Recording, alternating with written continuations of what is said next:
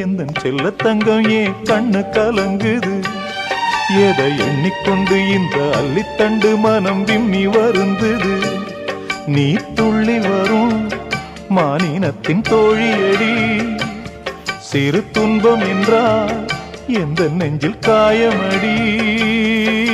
சின்ன தங்கம் எந்தன் செல்லத்தங்கம் ஏன் கண்ணு கலங்குது? எதை எண்ணிக்கொண்டு இந்த அள்ளித்தண்டு மனம் விம்மி வருந்தது?